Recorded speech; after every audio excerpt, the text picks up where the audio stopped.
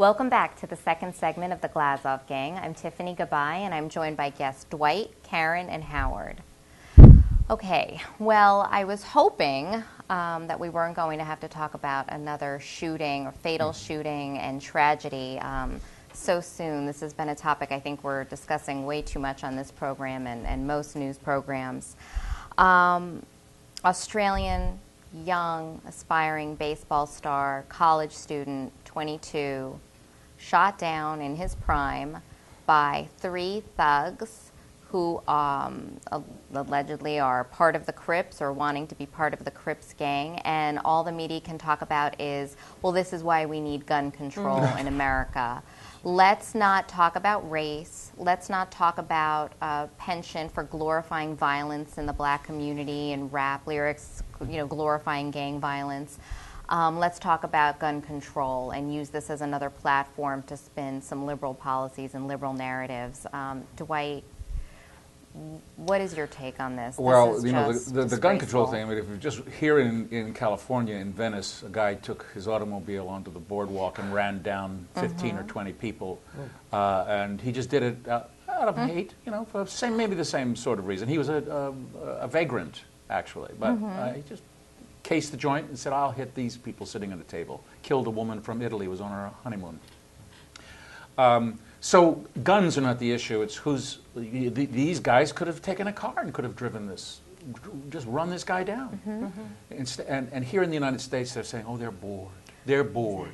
But in Australia, they are telling the truth. They wanted to become famous. They wanted to become made in the gang. And if you look at their Facebook pages, they've had guns, thousands of dollars in $100 bills. And I thought poverty caused crime. Right. This proves it isn't that.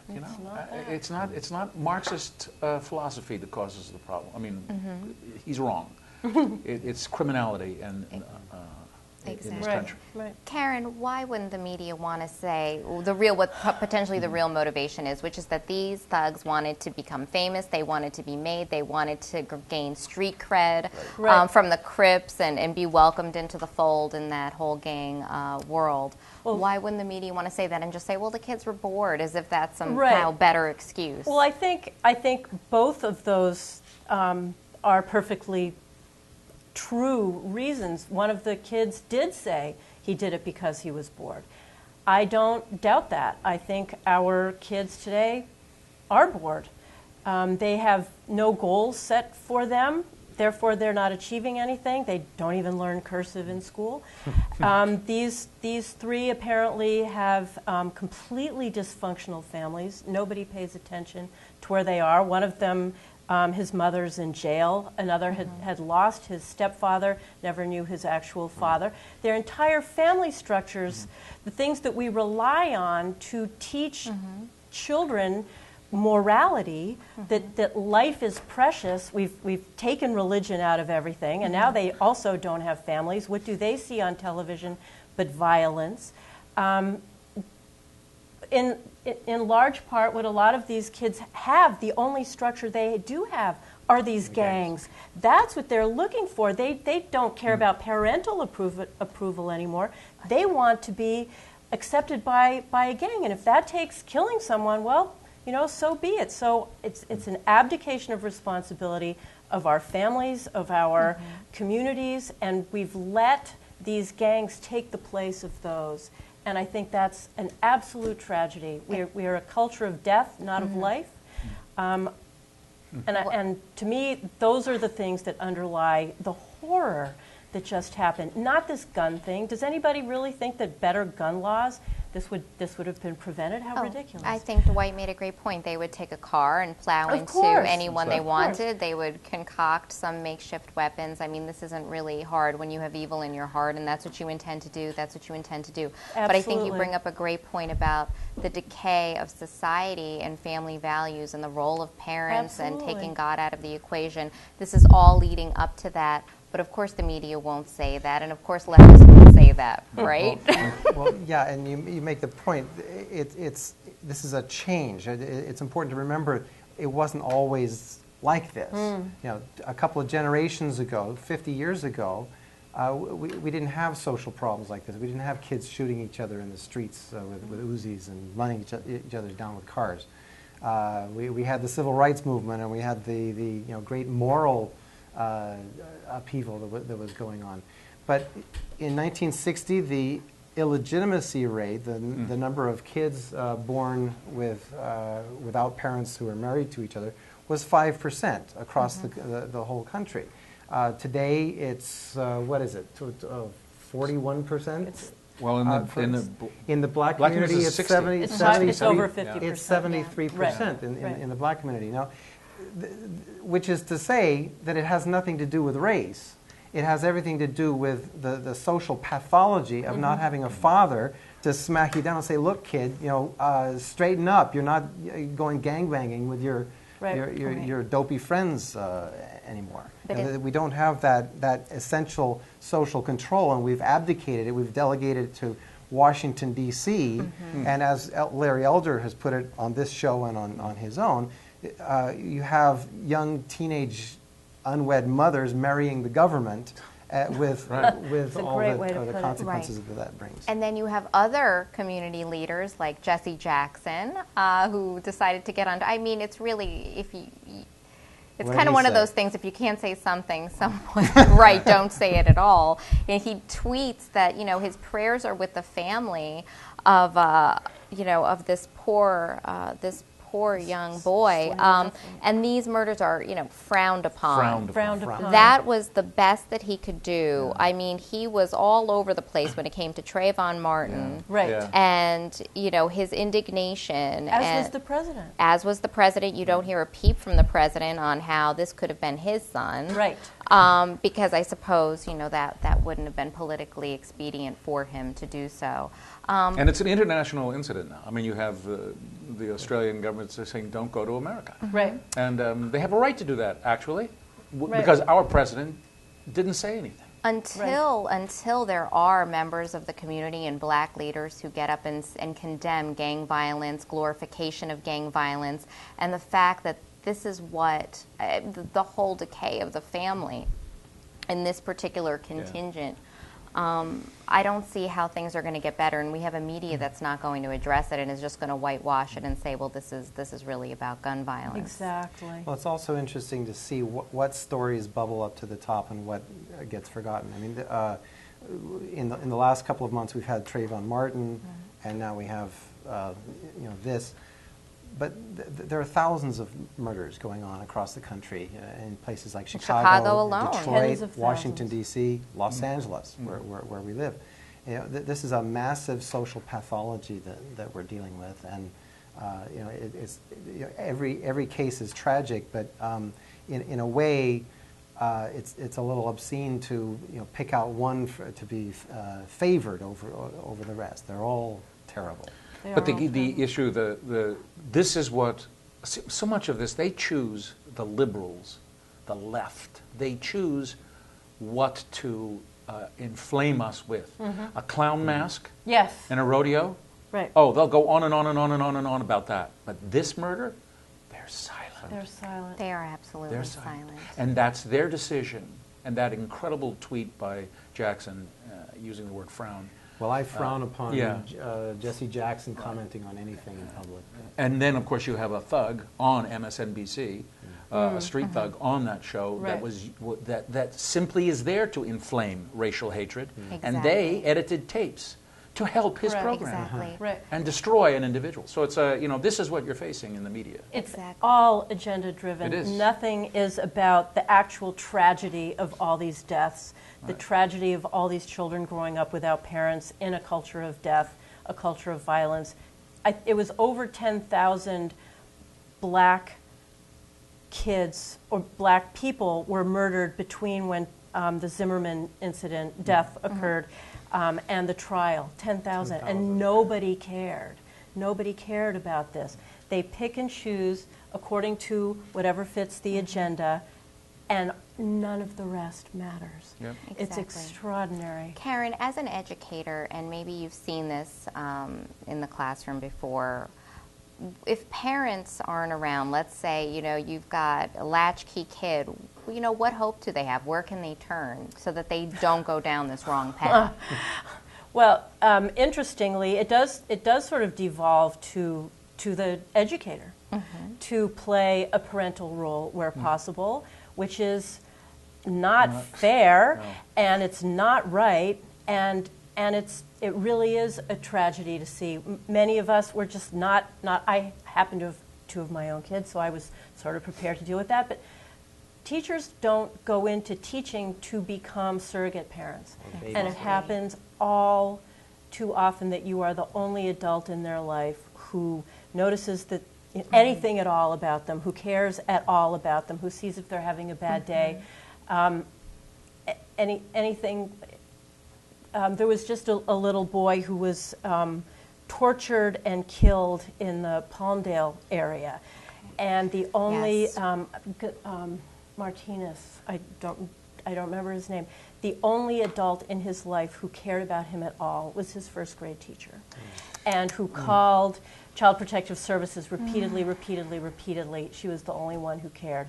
It's a huge burden on teachers. I can imagine. Parents are supposed to parent, and they're simply not. I agree.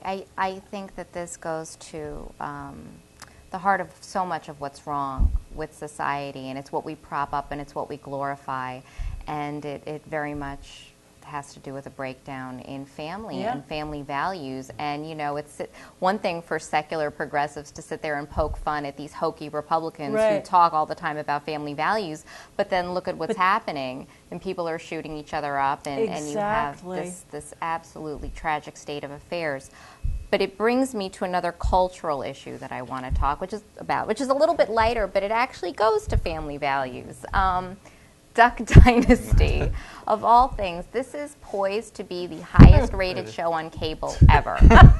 It started with 1 million viewers, roughly, in 2010, and now has about 12 million viewers.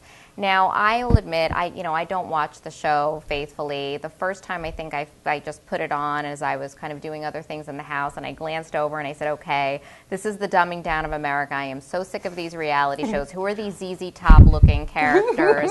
And, why are they just, I just felt it was almost insulting, but I wasn't really paying attention to who they were or what they were about. And as it turns out, they're entrepreneurial, they're pro-Second Amendment, they're Christian, they believe in their faith, they're very family-oriented. They sit down at a family dinner every night together, and they seem to really cherish their parents and all of these great values that we are missing in society, and 12 million people seem to feel the same way. Now, maybe they're not seeing that deeper message, but just in terms of, the reality show culture, at least it's heartening to see a show like this get the kind of viewership. Howard? Well, speaking from my great expertise, having watched the show a total of 6 minutes, maybe, I'm still trying to figure out how to grow a beard like that. But I have to confess to being an addict of Breaking Bad, which apparently, for all how well it's doing, is falling way behind. Duck Dynasty. Dwight, because you're in this industry, I'm really, really curious as to your take on this, because I have just seen Hollywood go down this rabbit hole of just decay, and I'm very interested in your take on. Well, it's a well-known fact that G-rated films make more money than R-rated films. But they make R-rated films anyway. They shove them down your throat because that's the ethos of Hollywood. That's the way they see it. They hate America. They hate life. They hate everything in this country, and so they make things about the dark side. This program, there are people who want and who hunger for family, and they find these. I mean, they recognize these people. They recognize this as the way they live. I mean, they're rich. They're millionaires because they were able to build a better duck whistle. Yes, that's good. That's good. But the women are beautiful. The guys are ugly. They're funny as hell.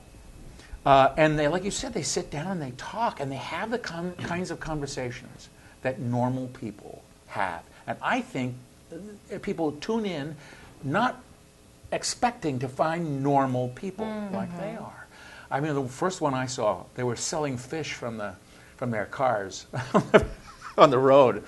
It was funny. It was so funny. And they were having a contest, who could sell the most fish from their car.